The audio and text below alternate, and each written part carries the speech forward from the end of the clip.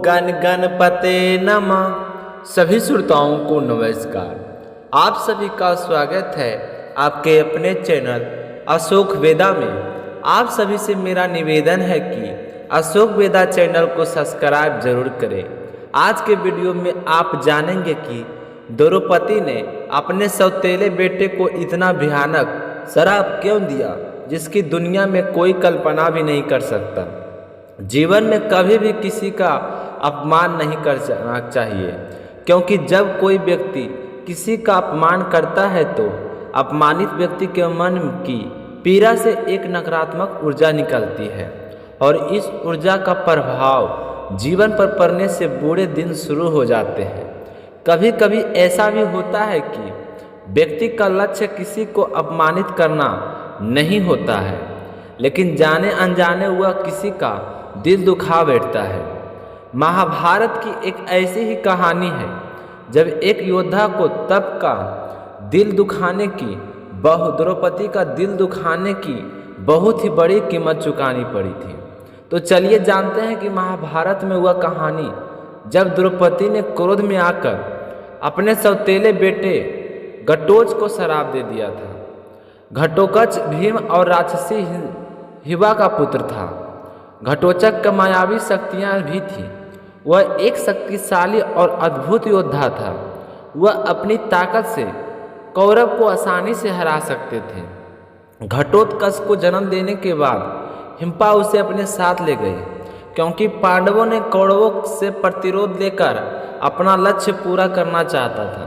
यही कारण है कि कुंती ने भीम का विवाह हिंडिवा से करवाने के लिए पहले एक शर्त रखी थी कि हिंडवी का एक संतान के होने के बाद मैं वापस अपने कुल में लौट जाएगी। घटोत्कच बचपन से केवल अपनी माँ के ही साथ रहती थी, इसलिए अक्सर वह अपने पिता के बारे में पूछा करते थे। हिम्बा भीम की पिता की कहानी अपने बेटे को सुनाया करती थी। वह नन्हा बालक घटोत्कच करता था कि राजमहल में जाकर अपने पिता के साथ क्यों नहीं रह सकते। इस सवाल के जवाब के हिम्बा घटोत्कच को कहती कि बेटा, महल की रानी द्रौपदी है और द्रौपदी भीम की पत्नी भी है, इसलिए महल में मुझे वहाँ स्थान कभी भी नहीं मिल सकता। तो इस तरह की बातें सुनकर घटोत्कच के मन में द्रौपदी के लिए नाराजगी पैदा होने लगी। जब पांडवों और कौरवों में युद्ध की घोषणा हुई तो उन दिनों घटोत्कच अपने पिता से मिलने के हस्तिनापुर के राजमहल में पहुँचे।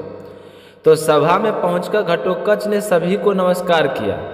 वहां पर द्रौपदी भी खड़ी थी, लेकिन उसके मन में द्रौपदी के लिए नाराजगी का भाव था, इसलिए उसने द्रौपदी का अनदेखा कर दिया और आगे बढ़ गए। द्रौपदी मुस्कुराती रही, उसने कुछ भी नहीं कहा, पर मन ही मन द्रौपदी को बहुत पीड़ा हुई। आगे जाकर घटोत्कच अपने पिता भीम से प्रसन्नतापूर्वक मिले और अहंकार भरे शब्दों में अपनी माँ की खूब प्रशंसा करने लगे। घटोत्कच ने कहा कि मेरी माँ की सबसे श्रेष्ठ नारी है, वह अन्य नारियों की भांति अबला नहीं है। पिता श्री आप ही के समान बलशाली है और मैं तुम दोनों का पुत्र हूँ। तुम दोनों का पुत्र उन होने के नाते रणभूमि में मुझे कोई हरा नहीं सकता। इसके अलावा घटोत्कच द्रौपदी जान गई थी कि घटोत्कच मुझे भी अबला कह रहा है, अबला नारी कहकर मुझे पर घटाज किया है। तो घटोत्कच के शब्द सुनकर द्रौपदी ने भरी सभा में द्वारा गया अपमान याद आ गया और इसी कारण द्रौपदी क्रोधित हो गई और उन्होंने घटोत्कच को श्राप दे दिया कि जिस बल पर तुम्हें इतना अहंकार है, उस बल को तुम्हें रणभूमि में दिखाने का मौका कभी नहीं मिलेगा। वह बिना युद्ध लड़े मृत्यु को प्राप्त हो जाएगा। तो द्रौपदी का यह श्राप सुनकर भीम को बहुत ही दुख हुआ। जब भीम ने यह बात श्री कृष्ण को बताई तो श्री कृष्ण ने भीम का रहस्य बताया कि यह सब नियति नहीं, द्रौपदी से करवाया है। इसी श्राप के कारण ही पांडवों के जीवन दान मिलेगा। इसके बाद जब कुरुक्षेत्र की रणभूमि पर पूर्व और पांडवों के द्वारा युद्ध शुरू हुआ तो घटोत्कच अपनी मायावी शक्तियों का प्रयोग करते हुए खुद का आकार बड़ा करना शुरू कर दिया। तो उसके पैरों के नीचे कौरवों का पांडवों की सेनाएं दब दब कर मरने लगी।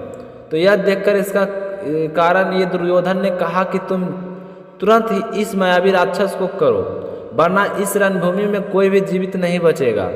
तो विवश होकर कर्ण ने इंद्र का अमोघ अस्त्र घटोत्कच पर चला दिया।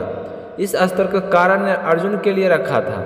इस तरह घटोत्कच द्रौपदी के शराब से प्रभाव से बिना युद्ध के ही रणभूमि में मारा गया और अर्जुन के प्राणों की रक्षा हुई। जिस तरह एक महान योद्धा घटोत्कच बिना युद्ध किए ही मृत्यु को प्राप्त हो गया, उसकी कल्पना कोई भी योद्धा नहीं कर सकता, क्योंकि युद्ध करना योद्धा का कर्तव्य माना जाता है। चाहे योद्धा हो या आम आदमी, कभी भी किसी का दिल नहीं दुखाना चाहिए, अपने ऊपर किसी को भी अहंकार नहीं करना चाहिए।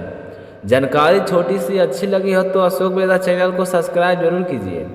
आप सभी का बहुत बहुत धन्यवाद। मिलते हैं अगली वीडियो में, तब तक अपना ख्याल रखिएगा। जय श्री कृष्णा, राधे राधे।